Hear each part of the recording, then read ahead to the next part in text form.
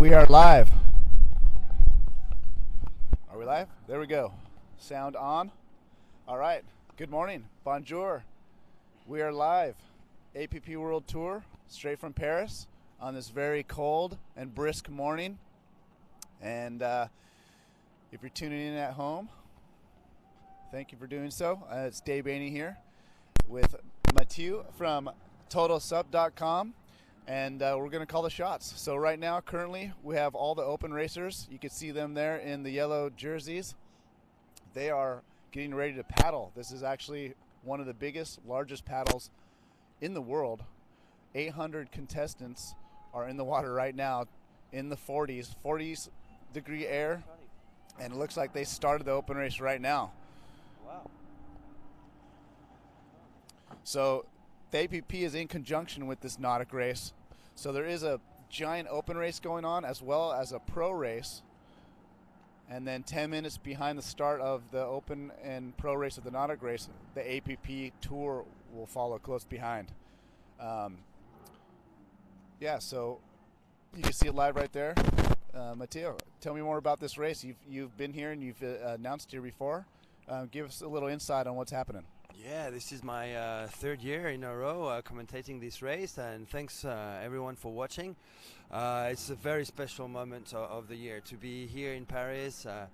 It's cold, it's a bit rainy, it's a bit choppy as well, but it's so worth it. I can't wait to see Notre Dame like I do every year, and also the Eiffel Tower, the old lady of Paris.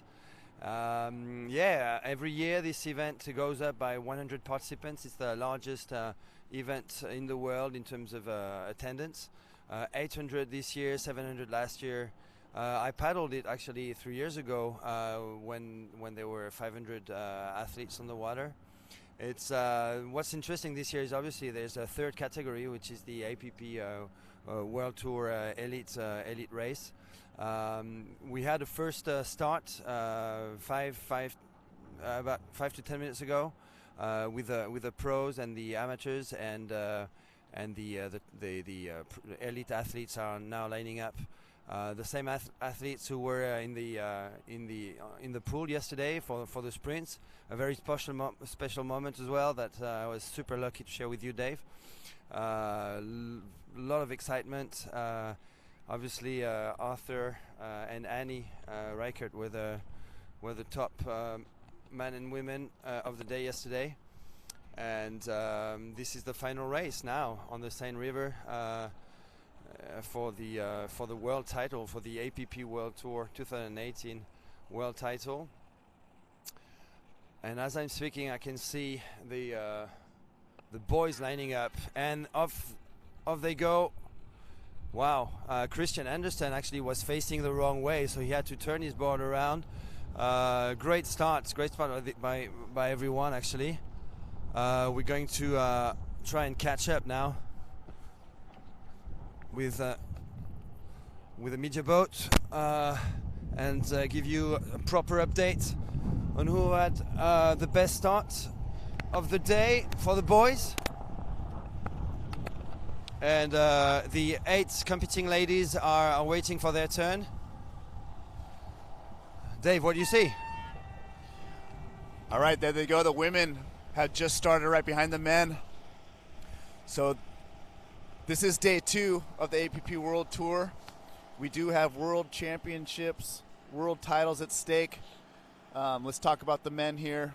Arthur Rukin, French paddler, local hero here. He is solidly in the lead in the ratings. And on the women's side, it's a two-way battle between Shay Foudy and Candace Appleby.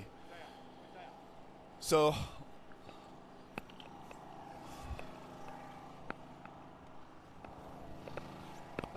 yeah, we'll be keeping an eye on the positioning. We're on the boat here. We have a really good vantage point of the women at the moment. You can see they're all starting to bunch up together. You got Candace on the far inside track, followed by Annie Reichert. We got Shay right there in the middle with Tareen Black. And you see Yuka Sato from Japan. She's right in the middle of the river. Rumor has it, it's good to stay in the middle. There's current.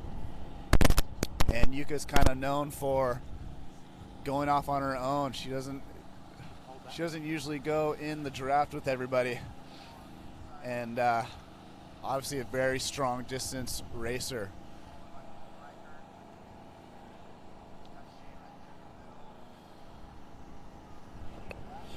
Yeah, you know what? This could be Yuka's day. This is a long distance. It's cold temperatures.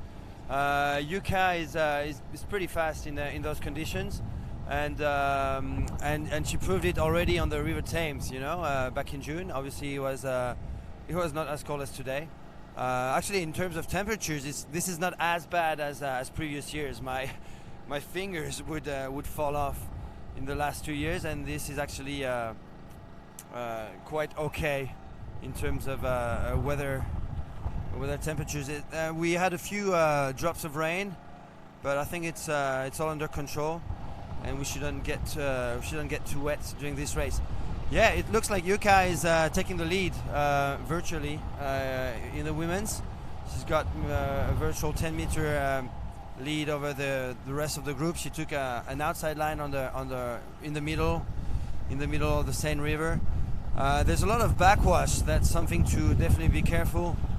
Ooh, wow, a lot of wind. It's really windy all of a sudden. Side wind. This is more of an open stretch of water, and it looks like the wind is going to play its part as well in this race, as well as the backwash and the chop, as I was saying earlier. So the ladies are about 200 meters behind the men. They're already catching up with the slowest men, and we're slowly ramping up towards the head of the race, of the men's race, and we'll be able to tell you who's in front. I see RRD, so that could be Paolo Marconi in front, and I guess the good thing about these starts with the elite athletes starting behind the amateurs is that we're going to have a good glimpse and a good feel of how popular this race is, and it's going to be very tricky to maneuver the boat and obviously the athletes' boards in that huge forest of yellow lycra, yellow paddlers.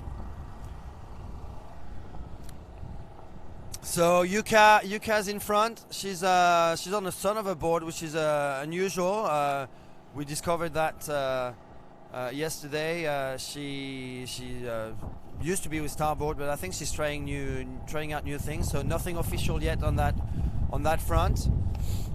Taryn Black is on the left-hand side. She looks not Taryn Black. Sorry, Candice Appleby. Candice Appleby is on her Yuka's left-hand side. So it looks like these two ladies have had the best start.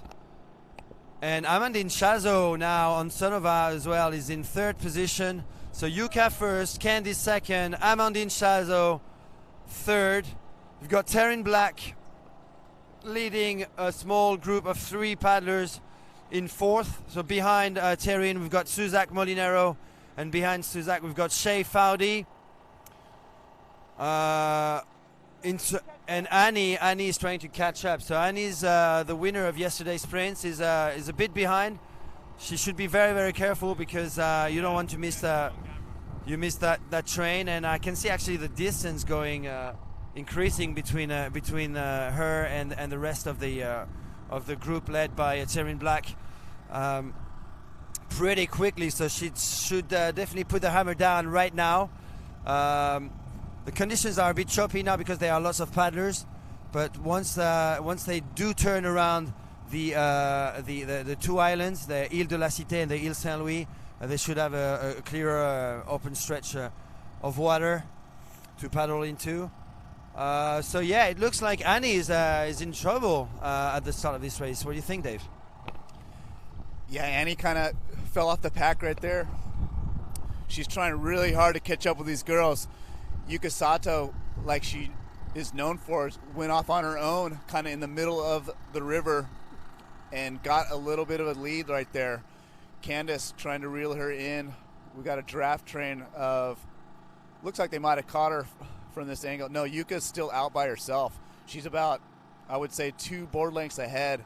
So it's Yuka, Candace, hard to tell who's in second, but it's Tareen, draft train of Tareen, Shay, and Annie Reichardt's about 3 or 4 board lengths behind them, trying to get on. We're maneuvering here on the boat, trying to get a better angle as we make our way through the open race. As you can see, our boat just going through. It's going to be super hard to call this race. I can tell already. But it's super cold.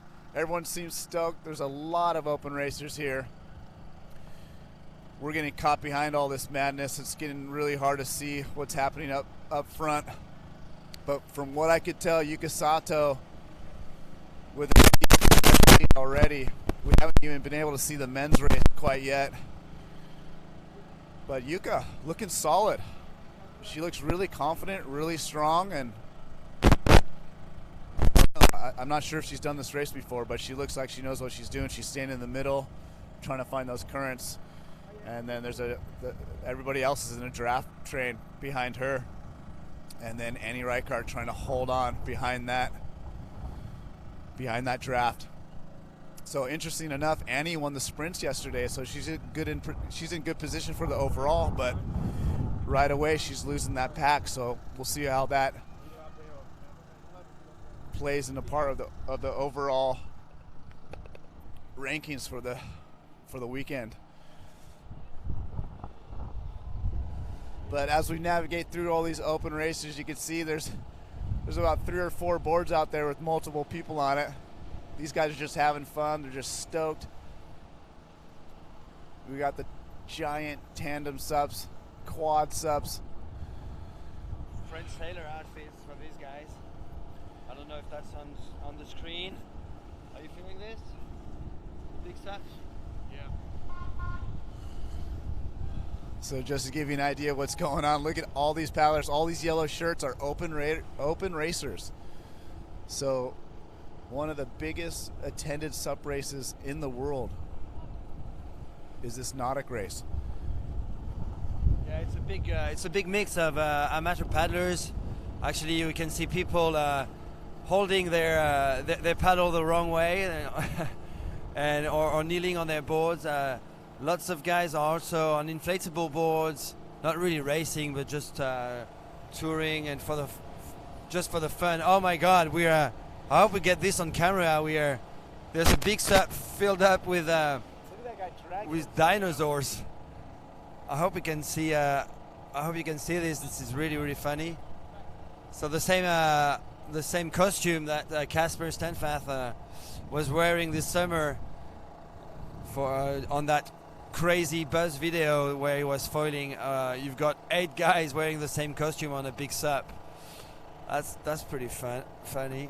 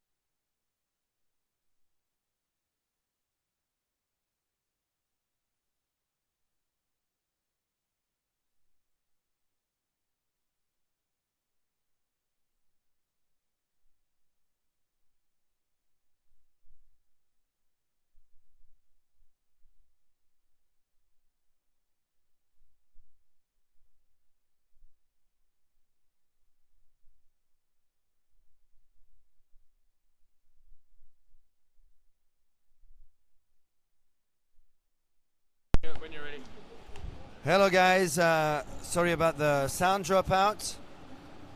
We had a few technical glitches, but it's all worked out now. Yeah, so basically we're in the mix now of 800 amateur paddlers, or rather 700 of them, because there's about 100 pro paddlers, and we're trying now to catch up with the elite paddlers that we lost in the mix. We'll be able to have a much clearer view of the elite race after the two islands, the Ile Saint-Louis and the Ile de la Cité, that we are actually reaching in about. We're reaching the first island in about 200 meters, so the Ile Saint-Louis, and we're going to take the left side of these two islands. And that's where the channel of the river is actually getting narrower, and where the current is going faster. So all these 800 athletes have got paddlers have got the currents with them. I guess we're helping out a little bit with some boat waves. Oh, actually, I've just seen a guy falling into the water.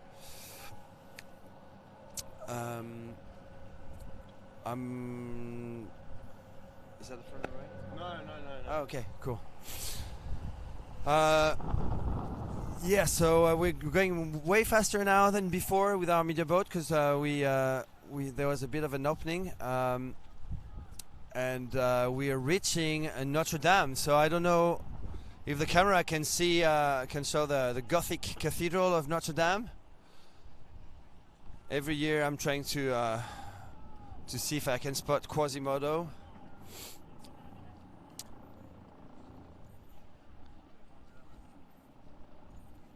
It's always a very beautiful sight. That's Notre Dame, yeah, Dave?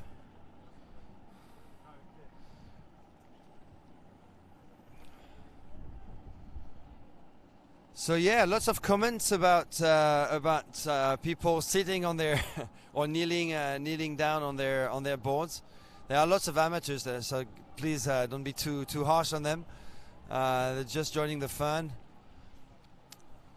and you probably don't want to fall in the water, not just because it's cold, but probably because it's a little bit dirty as well, I would say. I think I've corrected like 3 or 4 people already who are holding their paddle with the paddle facing the wrong way.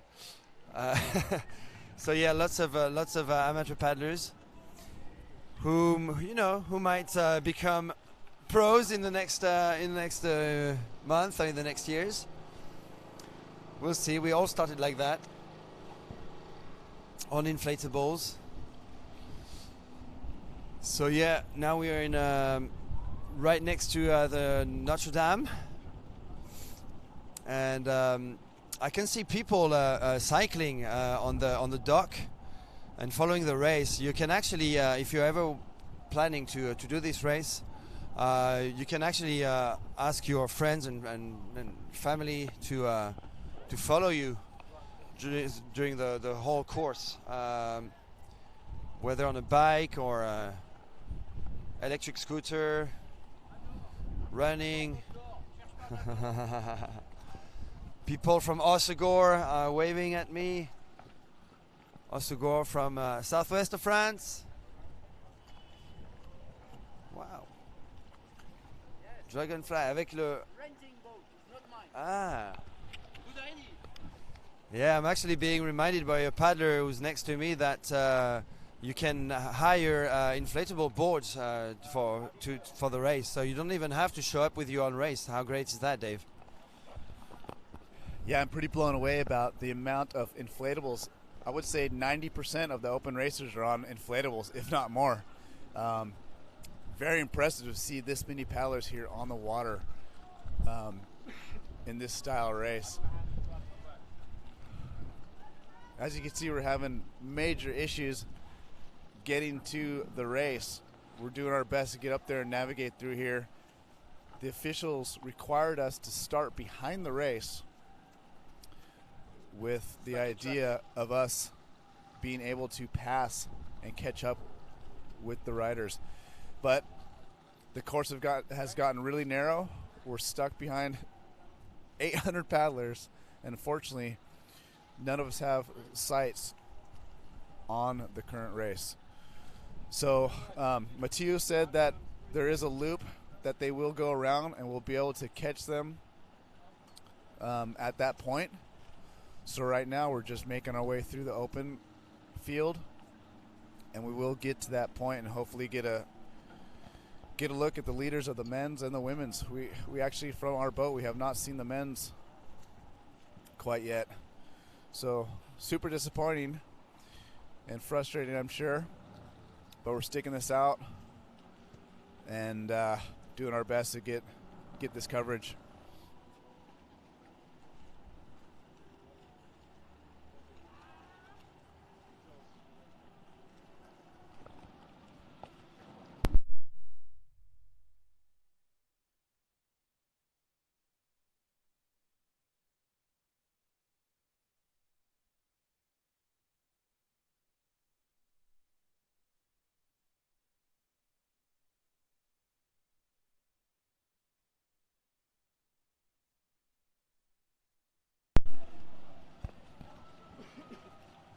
All right, if you're tuning in right now, this is the APP World Tour. We are live.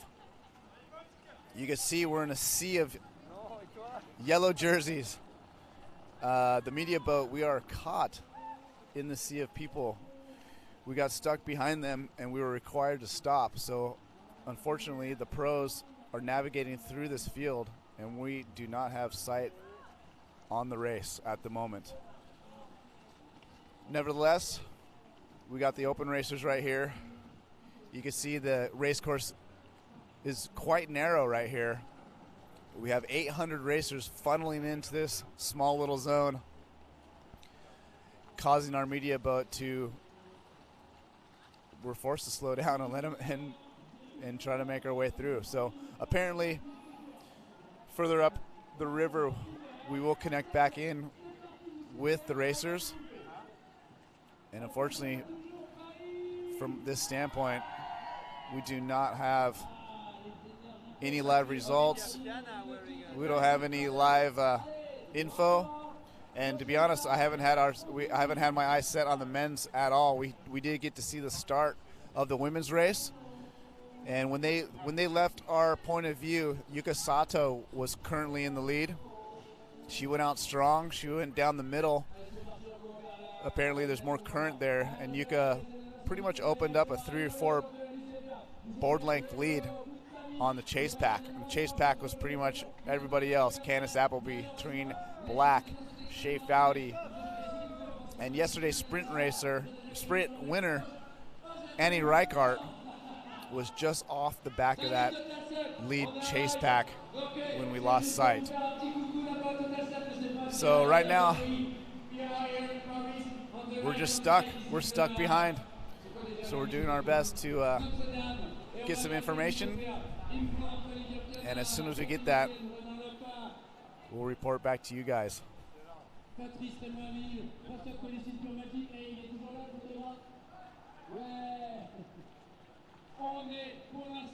So we just passed the famous Notre Dame, and we're coming down to one of the narrowest parts of this race, down the narrowest part of the channel. So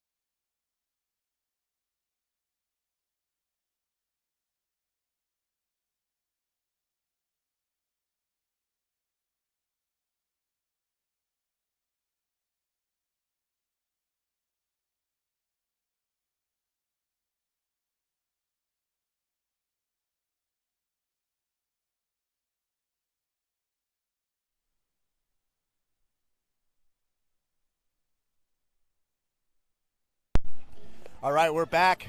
We're back live, APP World Tour. What you are seeing is the open race right here. What we got in the back is the multi-dinosaur tandem squad led by Olivia Piana right there in the front. They actually paddled over to our media boat and grabbed that rope. They're getting a nice little tow. So we got 800 plus paddlers on the water here. 800 plus open racers just out here enjoying themselves. It is a brisk 48 degrees. You could probably see most of the paddlers. They're wearing Lycra wetsuits, booties, beanies, even gloves. Some of the most die-hard open racers I've ever seen. Check out Olivia in front right there, trying to get a selfie while holding onto the media boat and rope. So you can see most open racers, they're on inflatable boards. I would say 90+% of the open racers are on inflatables. All different sizes, all different shapes, all different brands. But they all look like they're having a really good time. We got a lot of costumes. Got everything from Santa hats to dinosaur outfits. Guys wearing wigs, wearing capes. And all these paddlers were up and early, ready to race before the sun came up. Donc voilà, mesdames et messieurs, c'est pas de la triche, hein, c'est juste que Olivia Piana, championne du monde, a eu une petite crampe. Voilà, pour des raisons de sécurité, elle n'est pas entraînée. So as far as the course goes, we just rounded around Notre Dame, and we're getting funneled into the narrow part of this race right here. And obviously we're on a boat, and we're forced to take it down a notch and just cruise with these guys.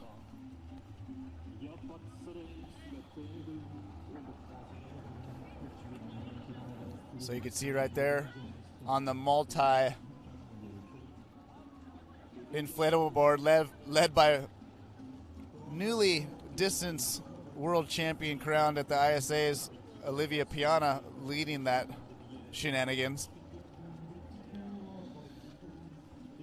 Got a little racer with this. Maybe the wig brings some warmth. If I had a wig, I'd probably put one on right now as well. That's a little extreme with the wig and skirt combo. But hey, anything goes here in France. Anything goes in the Nautic Sup crossing.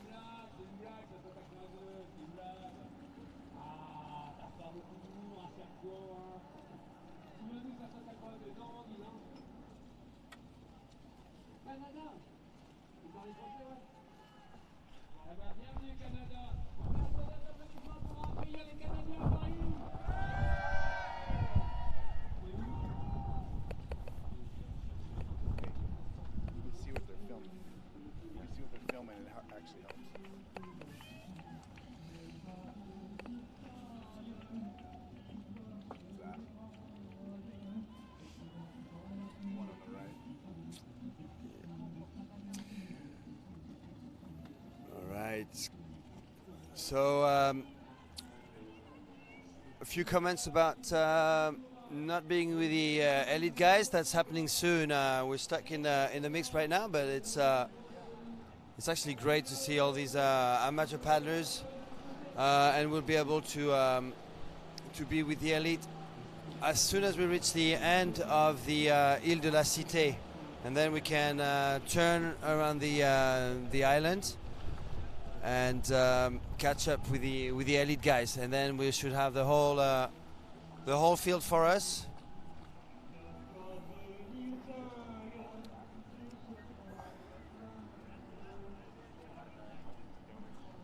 So we are just reaching the end of the Île de la Cité right now.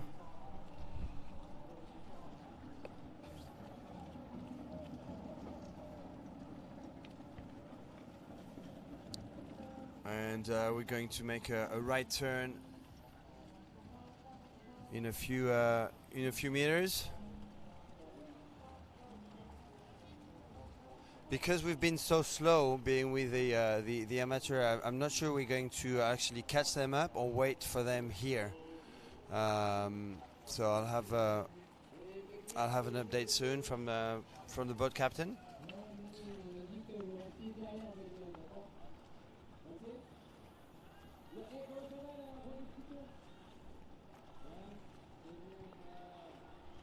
I also think that from now on, all the paddlers have to stay on the right-hand side of the river, which is going to help us, I guess, to overtake them.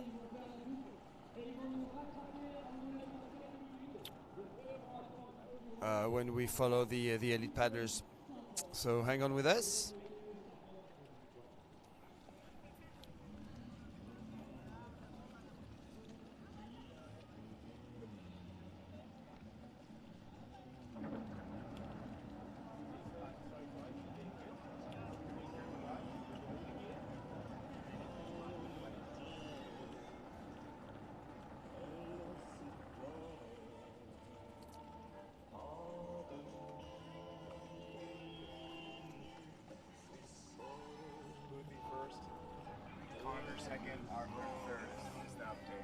Okay, I have an update on the men's race, guys. Boothie is first currently, Connor Baxter second, and Arthur is third.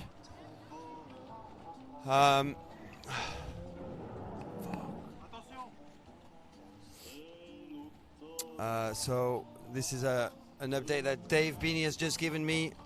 Some news from the TV Prod team.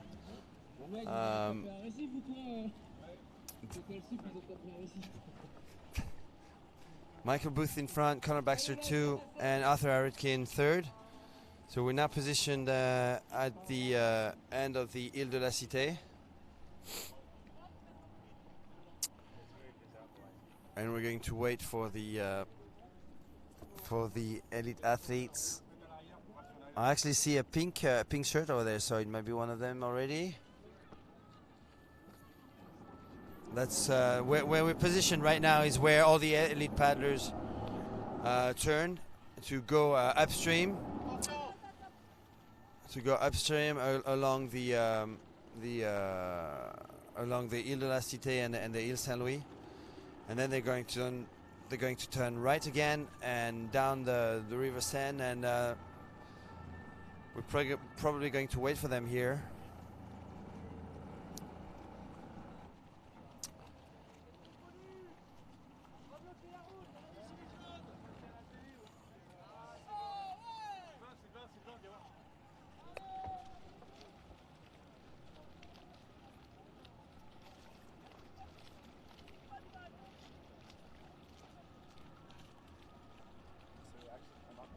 Yeah, they turn around and they come They go this way? Yeah, they go this way. And what?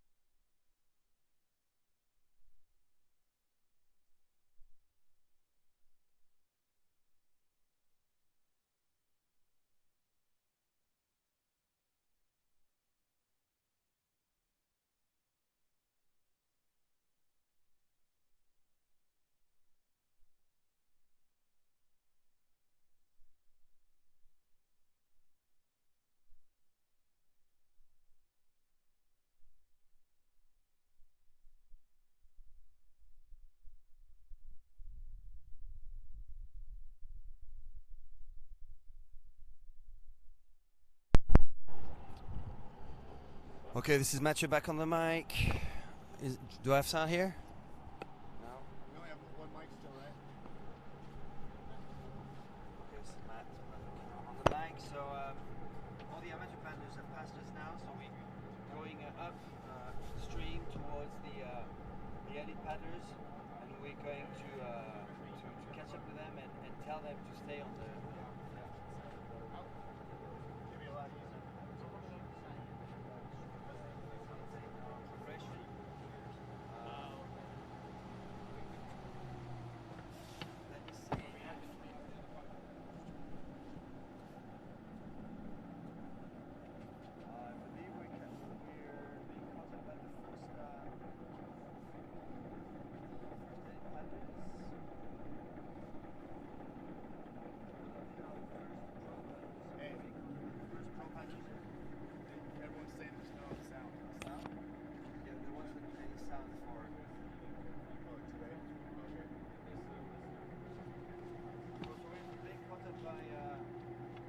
I see a French paddler from Brittany, Stéphane Guillaume, who seems to be leading the men's race in the pro division. This is the pro division, so we have three categories in pro division. We've got the amateur division, and we've got the elite race. So first is Stéphane Guillaume from Singapore, followed by the Italian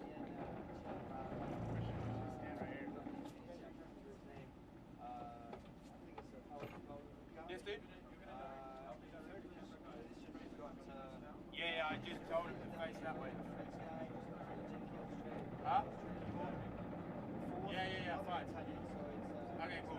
Pro race, we've got two Italians first positions, and I finally can see the elite racers. That's a whole different game. And it's definitely a starboard in front. It looks like it's Michael in front.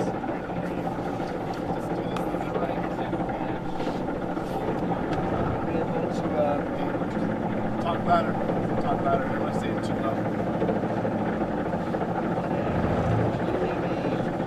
It's right here. There's a feet. We're finally being caught up by the elite paddlers who went all the way around to National Island in the city. It's Michael with in first position. He's leading a pack of 8 guys. Yeah, boys! 5 guys. Michael is in front, followed by Leonika. Notre is on the left-hand side. We've got Baxter in third position, fourth position behind Leo. And the two fanatic boards are following each other. Just come over close to that Switch group of the 5 microphone. riders.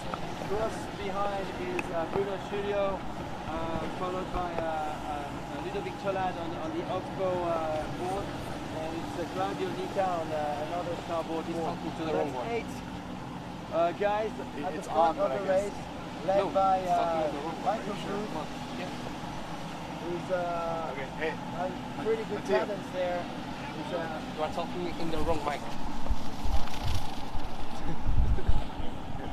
Are you sure? Yeah, because this one's wrong.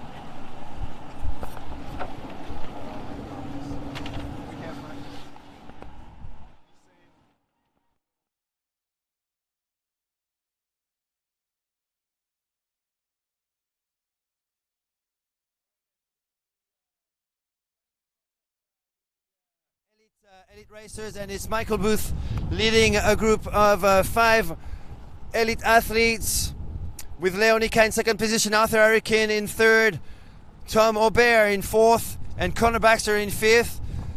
Just behind them is a group of 3 people with Bruno Studio trying to grab Connor Baxter's tail. Behind Bruno, we've got Ludovic Tolad on the Oxbow board and Claudio Nica in 8th position right now.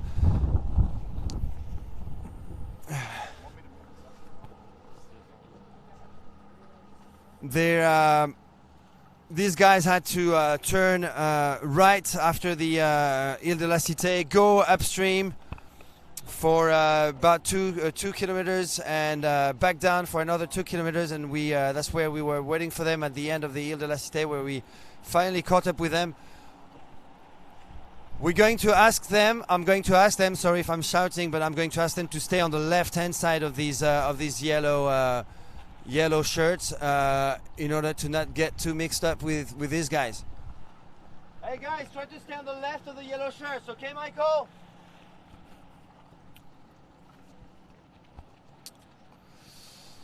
Okay, Ludovic Tolad is actually making a move now at the back.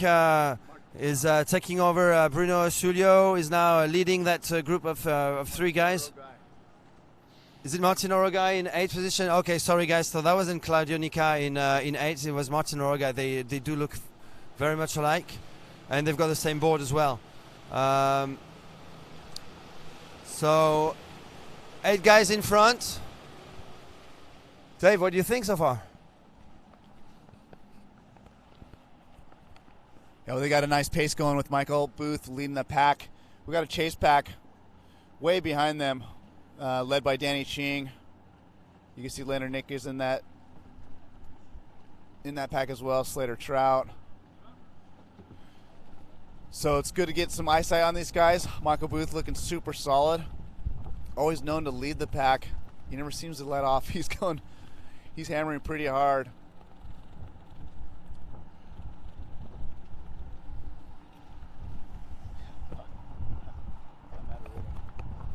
So a lot of starboard boards, 2 Fanatic boards, and that Oxbow board with Ludovic Tolad. Lots of these guys were in China recently with some great results. Michael Booth won a 2nd world title. Conor Baxter was a bit disappointed because he really wanted another world title at the ISA. Actually, Conor Baxter is making a move as we're passing under the bridge right now, taking a different lane, so maybe trying to get some and it did work. So he's definitely passing Tom Aubert right now, so he's virtually in 4th position, so trying to ramp up towards Michael, but Michael has got a very, very high cadence, and I think he's trying something right now, and the only guy who seems to be able to follow right now is Leonica, who's tries very, very hard to stay in Michael's draft.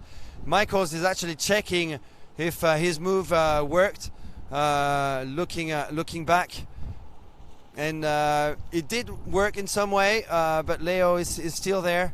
Definitely broke the group a little with those 3 guys, Arthur, Connor, and Tom, taking a different lane, but now they are all regrouping in a 5-man draft train, still led by Michael.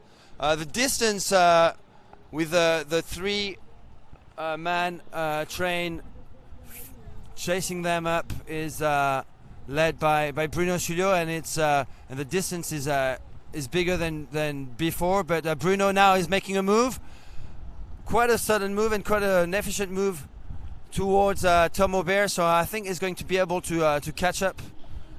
He's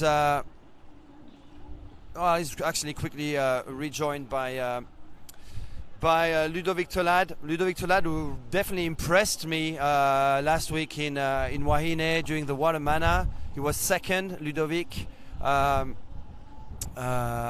the Water Mana. He not only paddled 44 kilometers, but he also prawn paddled 24k.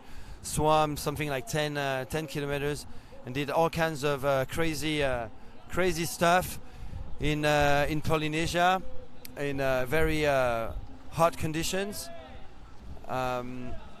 Slater Trout was also in Tahiti for the Water Mana, but I don't see him in that group of 8 paddlers. Perhaps we could ask the boat captain to Philippe. Can we wait for the others, please? We're going to try and see what's happening at the back of this first group of these first 2 groups of 8 guys. And once again, Michael has tried to move. I think every every 100 meters or so he goes for a quick sprint in order to try to break down that train. But so far it's not working. You still have 5 guys together. Be careful, Connor. Don't lose that train. Connor, who distanced himself a little from Arthur, and that also has an effect on Tom Aubert, who's now struggling to catch up with Connor as well. So those top 5 guys are making moves. They might use the fact that there are so many open paddlers to maneuver into in between. Sorry, to use that as an advantage and try to lose the other paddlers. Again, we stick with the front of the race. Okay, so I'm being told we decided to stick with the front of the race. I'm not sure what's happening with the ladies. So second pack is Travis Grant. Dave's got an update on the second pack. Yeah, so, we got a visual on the chase pack. The second pack is led by Travis Grant. Slater Trout behind him. Yeah, Connor. Daniel Jasulio behind Slater. Danny Ching is behind Daniel. And it's pretty hard to see after that. But they look like they're working really hard. They're paddling really hard. Travis, they're definitely working together and definitely trying to reel in Martino, Bruno in that pack. And it does seem like they're pulling it off. They're definitely gaining some ground. So we're going to stick here with the lead pack. We don't want to lose them again. And situation has not changed. Michael Booth still in the lead. Leonard Nika in second. Arthur Rukin in third. Connor Baxter in fourth.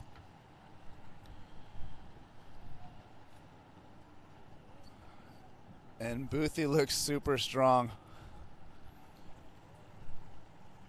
Can't remember if he started with a hat or not, but He did. I think he did, because I've never seen him paddle without a hat. But I don't know how easy it is to see on the camera, but this is a brutal race. There's a lot of headwind. It's freezing. A lot of chop, a lot of shenanigans, a lot of commotion happening. And apparently Boothie lost his lucky hat. But he's grinding.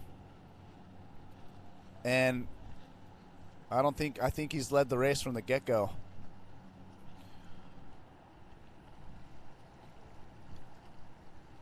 But it's interesting to see this up front. You know, Boothie's one of those guys that definitely likes to lead. He likes to be in front. He likes to try to break away. And he never really seems to take strokes off. You know, you would think you would settle into the pace and try to do that, but Boothie always seems to be trying to make that move as he looks over his shoulder just to get a quick little look to see if anyone's still there.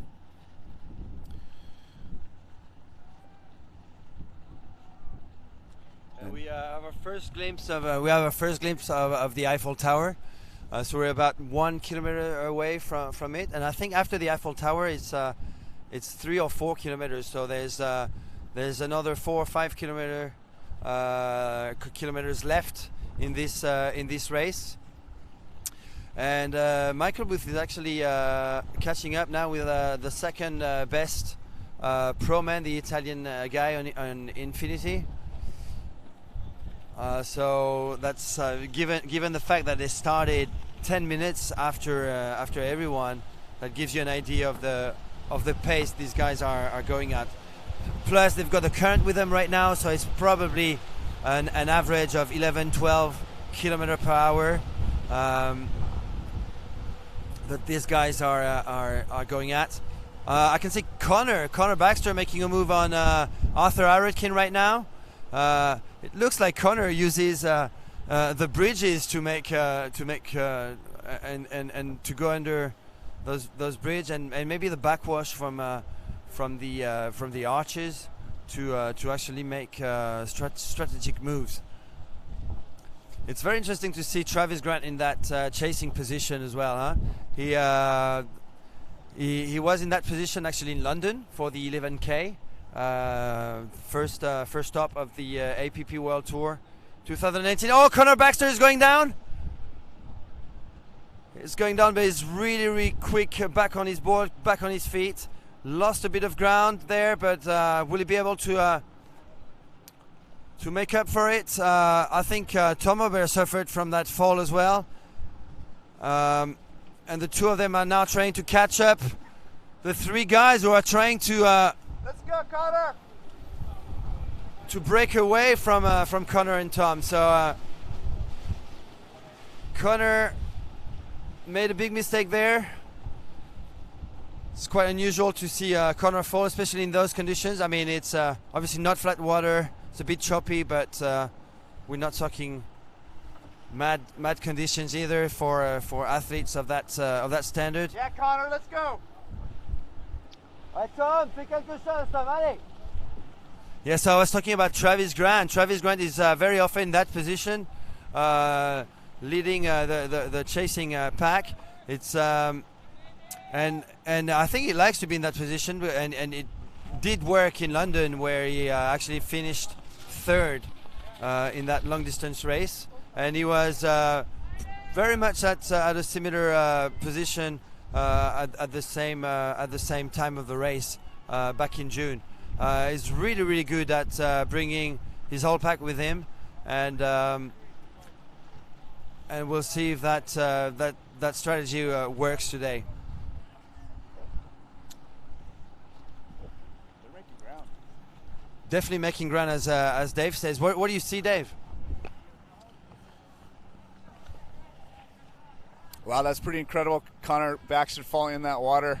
It's got to be a shock to the body, but he's up quick, and he worked really hard to get back on Arthur. Tom Aubert is just out of his draft, trying super hard to keep on these guys.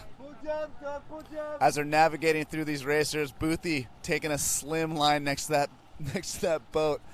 I'm assuming he's hoping that these guys get cut off, and it looks like Tom Aubert's getting, he almost gets pinched, but he's going to make it on the inside of these guys. He's about a board length behind Connor, just out of that draft. Behind them, Bruno Husulio. Bruno is by himself now. He broke away from Martino Rogai.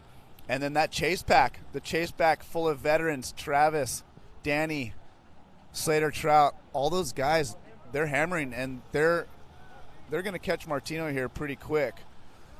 So they are making some ground. Looks like Travis and Slater's off to the right a little bit in the middle. But we're right here with the leaders. You can see Michael looking over his shoulder, looking at the open racers, trying to get a good look at what's going on, his surroundings here.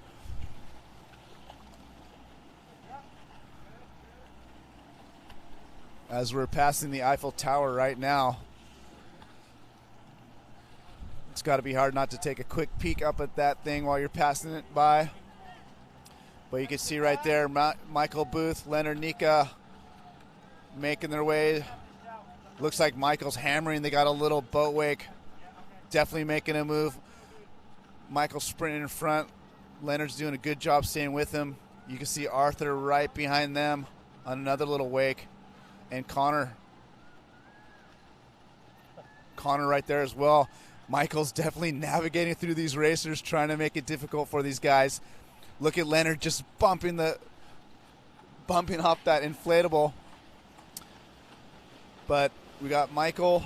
Michael's he's about a board length ahead right now, but Leonard is hammering. He is desperately trying to stay on that draft. It looks like he's going to sneak in right there. Here comes Connor right behind him. So we got this tight pack going. And they're all just hammering Arthur right there as well. So current position, Michael Booth, Leonard Nika, Connor Baxter, Arthur Rutkin. That was a super fun sequence to watch right there, navigating through the open racers as Boothie tried so hard to break these guys. Wasn't able to do so. Tom Aubert is definitely fallen off. He is solo fifth by himself. And Bruno solo sixth. So that is our top six at the moment. Michael Booth, Leonard Nika, Connor Baxter, Arthur Rutkin, and about 5 board lengths behind him would be Tom Aubert.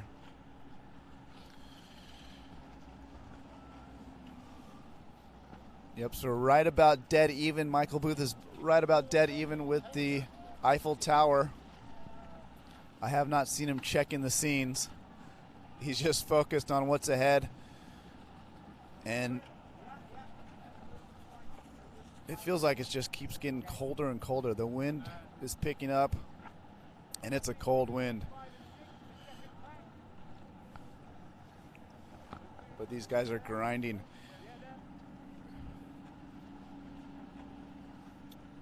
So this is the lead pack you are watching. If you tuned in, if you're just joining us, we got Michael Booth leading the way.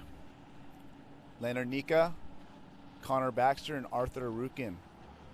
That is your top four.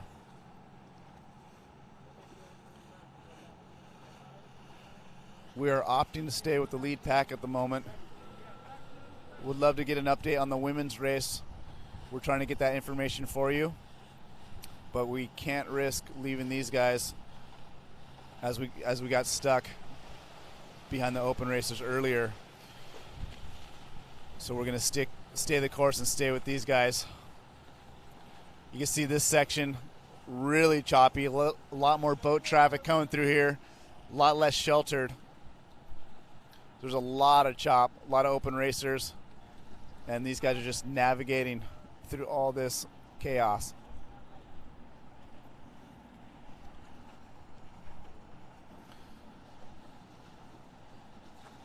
Boothy's still in the lead, still looking super comfortable. Followed by Leonard Nika, Connor Baxter, and Arthur Rukin. So Boothy has been leading the race the entire time. Haven't really seen Leonard try to take that lead. He's kind of been comfortably sitting behind him. Connor's been going in and out between third and fifth, and this lead pack of four has finally broken Tom Aubert, who's in solo fifth. Followed closely behind him by Bruno Hasulio. And yeah. Yeah, let's bear in mind, Dave, that Arthur Arikin won last year. And this is a race that Arthur knows really well. So Arthur is sitting quietly in the back. I think he's saving a lot of energy. Obviously, this looks like it might be a sprint finish. Actually, Connor Baxter is making a move right now, or trying to. Is it working? Oh, that's a very close call between these two. What a great move by Connor. Yeah, I think he used a bit of a swell actually there to try to make a move, maybe from a boat wake, and is now sitting in second position, trying to make it to find its way between the two boards, between Michael and Leo. So it's Michael still in front, but Connor is in second. Leo is struggling a little bit there, but is still in the game. Connor is forcing his way between those two boards. So 3 starboards still up front, and Arthur is, I think, is still quietly watching everything that's happening in front of him, and probably getting ready for that big sprint finish that that might await in a few minutes. These 4 riders, unless one of these guys manages to make that very crucial move before then. But we've seen in the past 2 years that the race is usually finishes with a big sprint finish in the last 400 meters, and last year it was a very, very close call between Arthur and Bruno Julio, and we had to go down to photo finish to determine who was the winner, and Arthur was the winner. He was second the year before in 2016. So this is definitely an event that he likes and that he knows really well. Obviously, his own crowd is there cheering for him, and he's got all his toys as well, all his boards, and he can wait till the very last minute to choose which board to use, because he lives so close to here. So rehydrating himself there. I think these guys are contemplating the fact that this is all going to end up in a big sprint finish, and they're getting ready for this. Connor Baxter took the first position, so he's definitely pushing harder than the others right now. And let's see if he Dice trying to make an even bolder move right now. There's a lot of chop. I don't know if you see that on the screen, but there are a few boats around. There's a bit of backwash. There's a bit of wind, so it feels like an upwind. Upwind conditions right now with our three boats. There are three boats following the race, and they are creating a bit of a chop. So Michael Booth looks like he's losing a bit of ground there, losing a bit of stamina. I don't know what's happening. Maybe he's just saving a bit of energy for the finish. What a view! We've got the Eiffel Tower on the right hand side, and some of the best athletes on the left hand side of the Seine River. Australia, Hawaii, Italy and France are leading the way in this last race of the APP World Tour 2018. Welcome if you're just tuning in right now. You probably came at the best moment of the race, the big finish of the men's race. Unfortunately, we haven't been able to have much of a glimpse of the women's, but we'll definitely make sure to cover that on the finish line. We were lucky enough to spend some time with the amateur paddlers and see a bit of grassroots paddling action for a while, and now we're sticking with the elite paddlers, with now Michael Booth trying to find his way among paddlers, now giving a big push, probably using strategically the current that's next to the dock to go faster than everyone else. It seems to work. And it's a group of three paddlers now, led by Connor, followed by Leonika, followed by Arthur Aritkin. And I think these guys are going to try to use the fact that there are so many amateur paddlers to play hide and seek in the last 500 meters maybe, or 1 kilometer. I'm not sure. I don't see the finish line yet. No, so there's still quite a way to go. Maybe 2K. Oh, sorry. And it's now a group of four, Dave. Yeah, that was a fun sequence right there. I don't know if you guys could tell, but Michael Booth took an inside line. Connor and Leonard and Arthur was a little wider, and Boothie was trying to make a move on the inside, and he was hugging that wall. Literally couldn't get his paddle in the water. He was so close to the wall, and he was barely dodging those pilings. And you got to think that's a little bit of strategy. He's trying to box out these guys in between the piling, in between the open races, as you see him just getting so close, rubbing rails with these guys.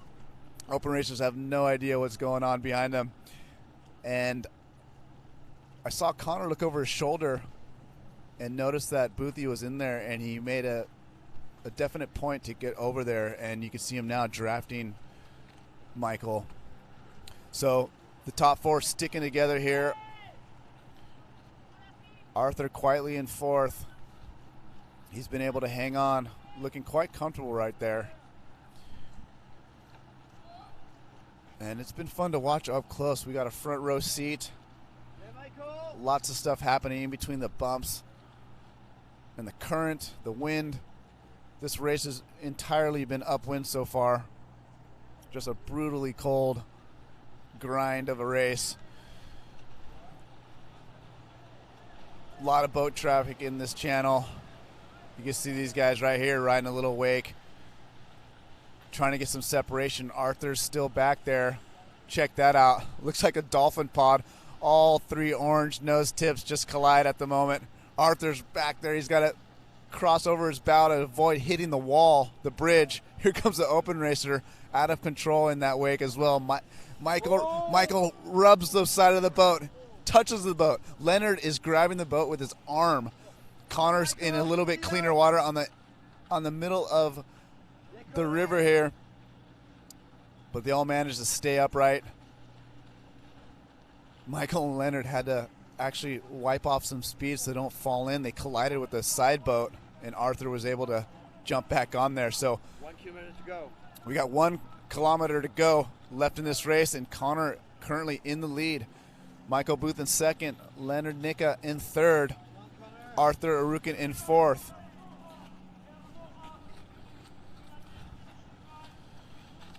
Wow. You can just see how close we are to the action right here. Not much vocalization from these guys. They're all pretty quiet, pretty determined on their race right here. You got to think, with 1 kilometer, less than a kilometer left in the race, one of these guys got to be in their mind to make a move any second here. Curious to see when Arthur is going to try to pulse. He's been back there quite a long time now in fourth. Connor seems to be kicking it up another notch. Him and Boothie, 1 and 2. And Leonard Nicka as well. See what he's up to. A little bit more boat wake and chop here. Connor's grabbing over here.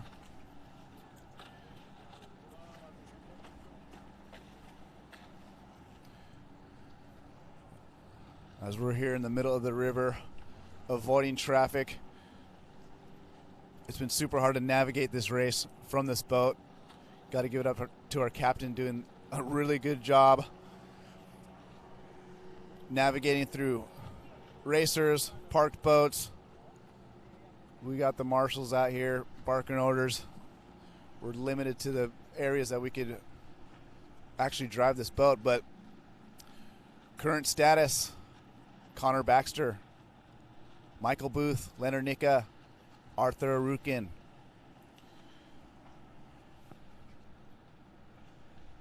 And then virtual fifth looks like Bruno Hasulio in a solo fifth, but he's way back there. It's all about these 4 guys right here. Yeah, it's going to be very interesting, Dave, to see if the 2 guys who've been saving the energy the most, Leo Nicka and Arthur Arukin, anyway, by the look of it, will benefit from that now in the last 800 meters of the race. So we still have 4 or 5 minutes to go, and we've got the top guys at the front of the race now. Connor has been reading the water throughout the race, trying to catch every single bump. It has worked to some extent. He's virtually in first position right now. Actually, as I'm saying this, I can see Michael probably now in first position, leading the way with Leo Nicka behind and Arthur Arukin. So it's Michael Booth and Connor Baxter neck and neck, pretty much. Slight advantage for Michael right now, and we're reaching, I guess, the last 600 meters of the race. We've just passed the Statue of Liberty, the small version of it anyway, a gift from the USA. More chop for these guys right now. A few mistakes were made right during this race. It's quite unusual to see Connor fall down.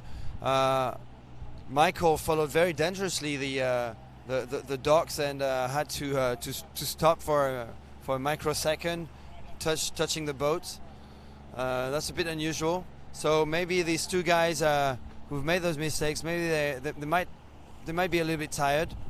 We'll see if that benefits Leo and Arthur. I've seen Arthur in that position quite a few times, to be honest, and I know he's capable of bursting at the right moment. So I think the 400-meter mark is probably that moment when things are going to unfold.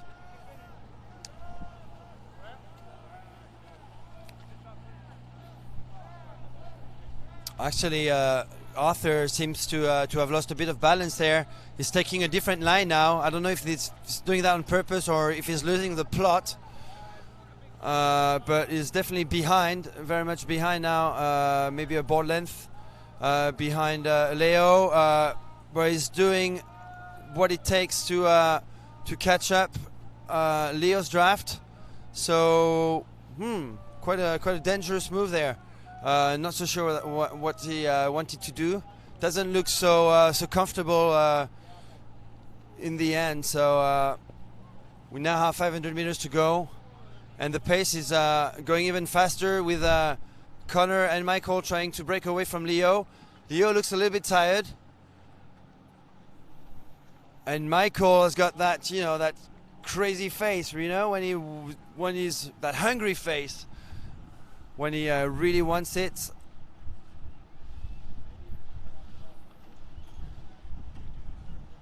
Hammering away, stroke by stroke. And it's now a board length behind Connor. So it looks like a two-man game right now, Dave. Yeah, Boothie's looking super determined. He's got that gritty face, as he said. Him and Connor definitely are getting after it right now. Connor's been on that little side draft, so we'll see if he could get a surge as he's playing it safe, just trying to stick with him. Boothie's going. He's revved up. We're reaching the finish line. We're actually reaching the finish line right now. So no arch like previously. We're in the last 20 meters, and it's Michael Booth now in the lead. 10 meters to go. Michael Booth is the winner of the elite race. Last race of the APP World Tour. Second, Connor Baxter. Third, Leonica. And fourth, Arthur Arutkin. I'm pretty sure it's safe to say Arthur is the world champion. With that position, obviously all of this needs to be backed up properly with figures. Wow, I didn't see it coming. Every year we have that big arch, and I didn't see it this time. And obviously because we are at the back of the boat, it was really difficult to say where the finish line was. So there you go. Michael Booth is the winner of the Nautic Paddle 2018 edition. Second, Connor Baxter. Third, Leonica. And fourth, Arthur Arutkin. It's going to be interesting to see who wins the overall event. And it looks like Michael's got a big cramp. Everyone's helping him out. Michael's got a big cramp. He's lying down on his board right now, with Leo trying to lift his leg, and Connor Baxter helping. So the starboard team helping each other out. And we're going to try and get these guys over to the boat for a quick interview. The wind is rising.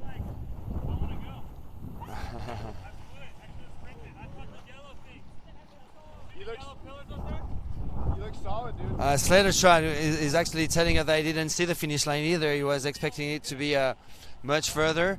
I don't know what happened to the arch this year, but it's definitely the same spot where the race finishes every year.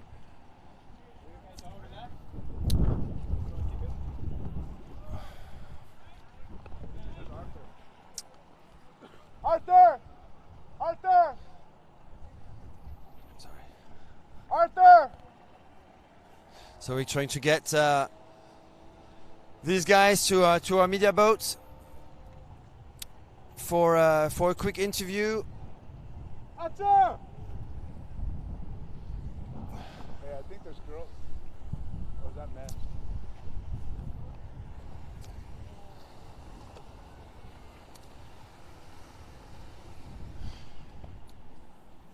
And Dave, can you see the ladies? No, not yet. So we obviously want to see the ladies finish.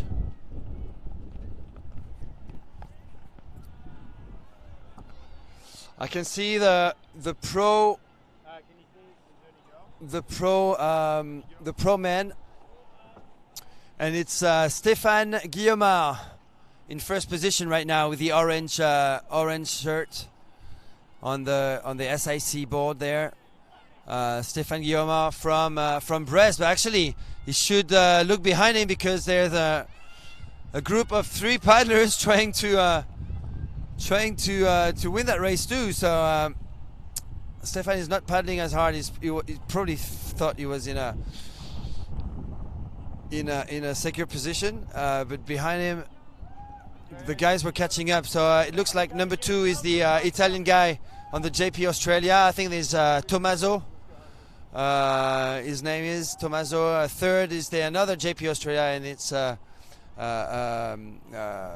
Villadari.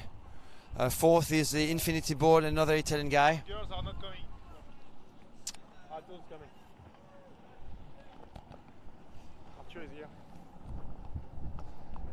And Arthur is joining us for a post-race interview. Along the side.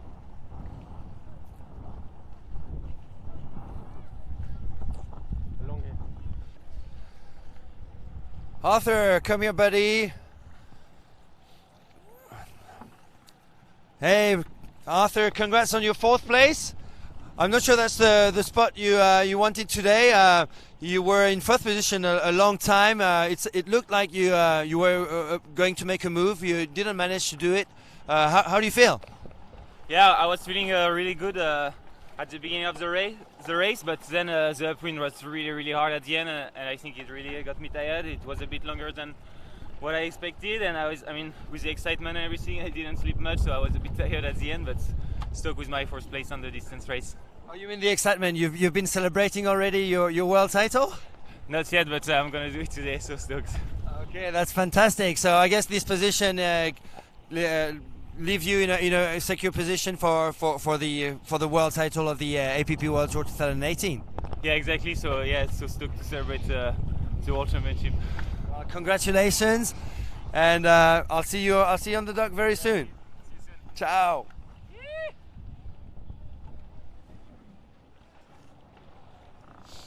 Okay, we're waiting for the ladies now.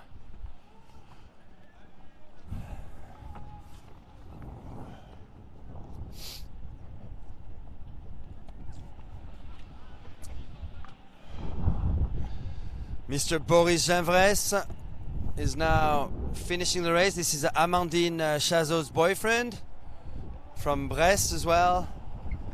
He ran in he competed in the elite division with the APP World Tour guys.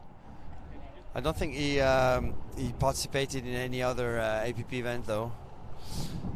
Valentin Hainaut. Valentin Hainaut has just crossed the finish line as well. The guy who was competing in his underpants yesterday in a very awkward and funny moment in the indoor pool. Mo Freitas is here, is unusually behind. Looks like he's been struggling a little bit, so I think he's cruising right now to the finish line. Casper Stenfest as well looked like he didn't have a good day either. He's only finishing now behind Mo Freitas. I can see Antoine Ribaud, Marius Aubert, the 2 young French guys. Alexandre Bicrel as well. That's really unusual to see Alexandre here. I know he suffered back pain problems at the beginning of the season, so he might not have recovered yet from those injuries, because he's definitely one of the best young paddlers in France. Okay, we're motioning the boat. So now towards the ladies, we're trying to find them. We still have hundreds of amateur paddlers on the River Seine. It's not cold as previous years, but I think it's the water is definitely choppier. A lot of headwind as well, and probably high tide as well, and that there's a lot of movement on the water.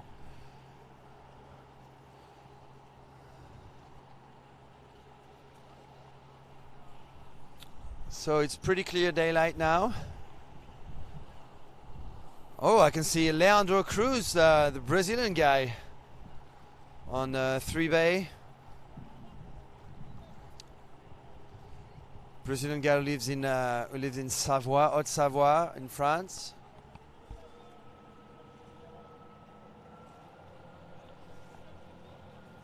And I'm surprised not to see the ladies yet, Dave. Yeah, you can talk off that.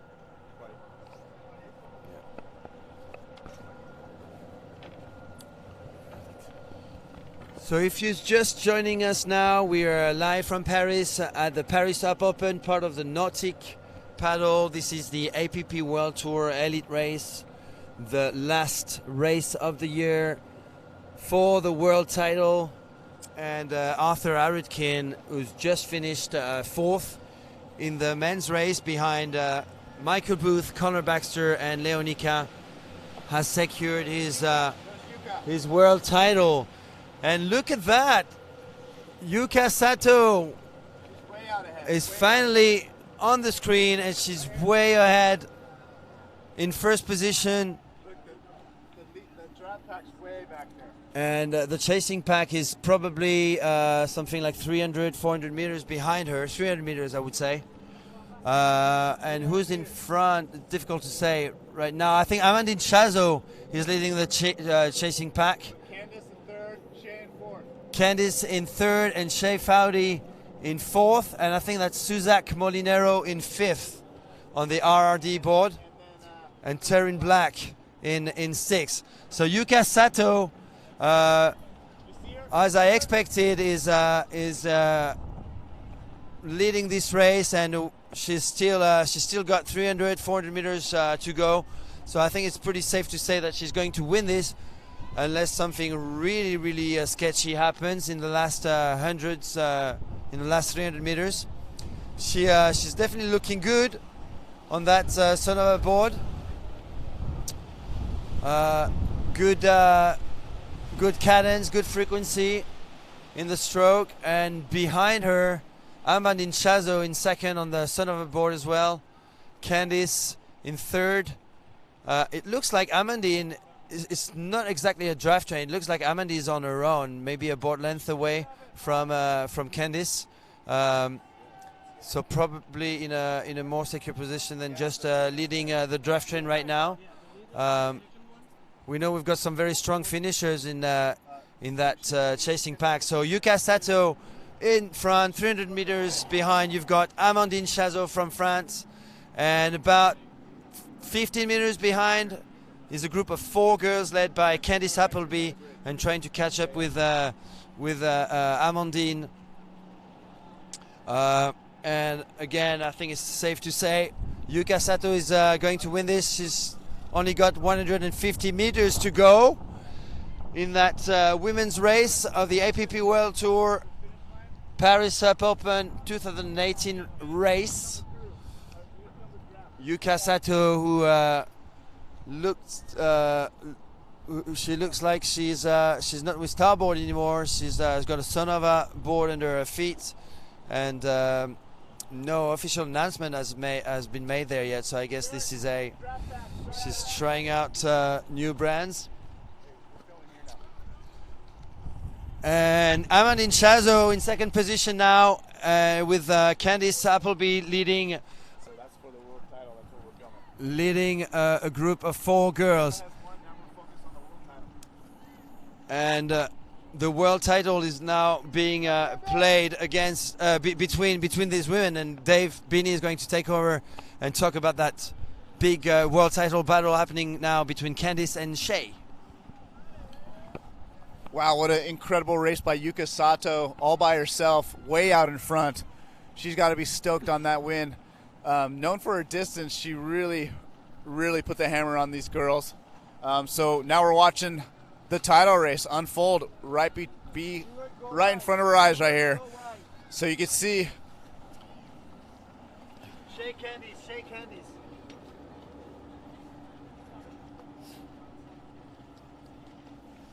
Allez, Amandine, allez. So we got Amandine in second, and now Shea has took over third, Candice in fourth. There's a lot of chop here, a lot of paddlers in the way. Amandine is about 2 board lengths ahead of Shea. Shea is now in third place. Candice trying to hang on to her draft.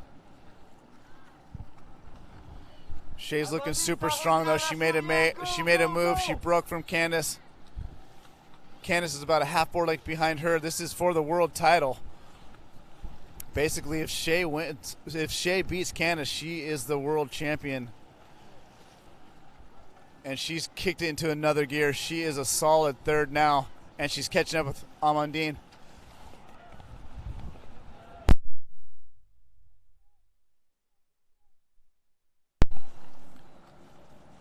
So here we go. World title unfolding right before our eyes. Amandine, appuie, appuie, appuie. Pretty safe to say at this point, unless something crazy happens, Shea's going to wrap that title up. But we got a great race for second. Amandine, Shea right behind her. Definitely looks like these girls have another gear ahead of Candice and Suzak Molinari and Tareen Black. So Yuka Sato has safely crossed the line in first place. And now we're looking at second place right here. Amandine on that Sonova. We got Shea Foudy on her infinity board. Candice Appleby trying desperately to hold on to fourth place. Amandine, sprint, sprint, Amandine, sprint. Amandine's, they're about 100 feet from the finish.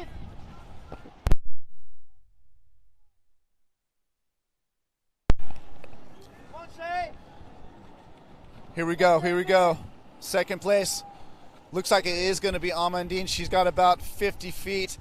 Shea trying to make a move on the inside. Last ditch effort for that second, but Shea will win that world title.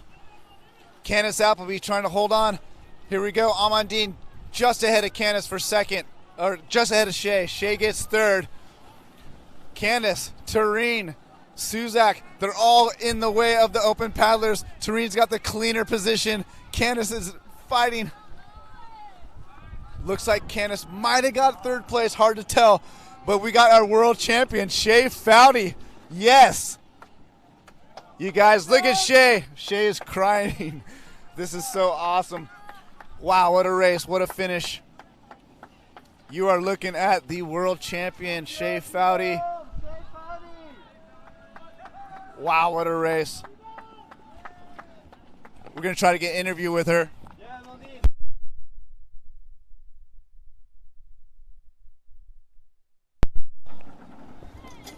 So there you have it. Yuka Sato takes first in the women's commanding lead. We got Amandine in second place. Third place, Shea Foudy wrapping up that world title, her first world title. And we have Candice Appleby, I believe, in fourth. We will confirm that. It was a tight race right there. We're going to hand it off to Matteo to interview Shea Foudy. Thank you, Dave. What a great finish. Very impressive Yuka Sato there. To be honest, I expected her to be leading this race given the conditions. Long distance and cold. I think this is something for Yuka. Really well done. But here comes the world champion. Welcome by Dave Binney.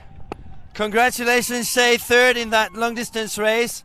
And that definitely secure your position for the world title. How do you feel? It sounds like it's a very emotional day for you. Yeah, I'm stoked. It was a rough race. It was freezing, but I really worked hard on that. I tried to play it smart. I tried to be strategic, which I usually am not.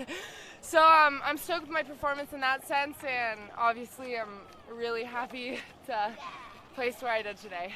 Very, very strong finish as well. You came back on Amandine, almost took over. You really wanted to be second? Yeah, I was trying to just get the best place that I can, because in my mind I don't know what points that up to, so I'm just thinking go, go, go. But I'm stoked with the third. All the ladies did amazing today. How did you play it out during the race with Candice? Obviously, the big battle was between you two. Where were you sitting mostly during the race? I was at the farthest back of the draft train. I was pretty much sitting 5th or 6th the whole race. But once we kind of got closer past the Eiffel Tower, things started to switch up. Ladies were kind of pushing forward, trying to get at the head of the draft pack. So I'm floating away. Okay. Fair enough. Congratulations, Shay. New world champ, Shay Foudy, APP World Tour champion 2018, Infinity SUP. Dave, I'm pretty sure you're very happy about this, right? Yes, of course. I'm super proud of Shay, of her year. Coming back from injury and showing up and getting the job done. I know it means a lot to her. I know her family's back home watching. All of our family and friends at Dana Point, super stoked.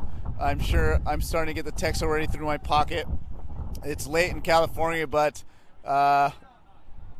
everyone's kind of going nuts, and well-deserved. Shay is one of the nicest, most liked female paddlers in our sport, and it's super, super great to see her do good and put in the work. And I'm proud of her. I'm really proud of her. That's all I can say. And Candice is going to be disappointed because ever the competitor, but when she sits back and thinks about it, she's going to be happy for her friend as well. And Candice has had a great year as well. So Candice had an amazing year. She just won a world title again at the ISA. So you've got a great team going on, Dave. It looks like you're a bit emotional yourself, or is it the cold? We'll call it the cold. Okay, fair enough. Thanks for everyone for watching from California and from Dana Point. There's a very big sub community there. And a lot of talent as well. Let's talk about the winners of this race, Michael Booth and Yuka Sato. I definitely made the call on Yuka. I thought this was the race for her. Given the stacked field in the men's, I wasn't so sure. But obviously this was also a race for Michael. He's definitely a very, very strong flat water, long distance athlete. Yeah, I think we're not surprised at the winners. Yuka Sato is definitely known for her endurance, and you did call that. I did expect her to win as well. I didn't think she'd do it in such the fashion that she did. She left them from the beginning, and she was gone the entire race. Michael Booth, there's no surprise there as well. It's really good to see Connor, get second. And I'm sure he's pretty happy with that. That was a fun race to watch down the stretch. Michael and Leonard were knocking the boats on the side. Connor's kind of going in the middle by himself. They're making moves, trying to stay with each other, and just at the end, Michael was just too hard to overcome. But yeah, Yuka Sato's got to be stoked, and I'm stoked for her because she's so awesome. Everybody loves Yuka, so that was impressive, man. That was, I'm glad I'm not racing. That was a brutal, brutal race. It is so cold right now. And, we tried to get an interview with Michael Booth, but he collapsed at the finish. I hope he's okay. He had major cramps, wasn't able to paddle his board. He was pushed to the side. I'm sure he's fine, but, it just goes to show how crazy nuts the conditions were. Yeah, and talking about upsets, Casper Stenfeld and Mo Freitas were way in the back. That's really surprising to see them in that position. I'm not sure what happens there. We'll try and find out and report on totalsup.com for sure. What's going up next, guys? We're probably going to now unload and go and cheer with these guys, celebrate. I think there's more sprint racing for the pros than the amateurs in the indoor pool. But I think it's over for us as part of the Paris Sup Open APP World Tour 2018. Thank you very much for watching. We had more than 10,000 views yesterday with natural traffic just on that day. So I'm sure that those videos are going to bring more viewers in the coming days. So thanks to everyone for watching around the world. And I'll leave the last word to you, Dave. Yeah, thank you guys for tuning in. APP World Tour. It's been a great year. We crowned two very deserving champions. And Paris, France, we're going to go get some coffee, get warm, and Some croissant. we'll see you next time. Thank you. Cheers, guys.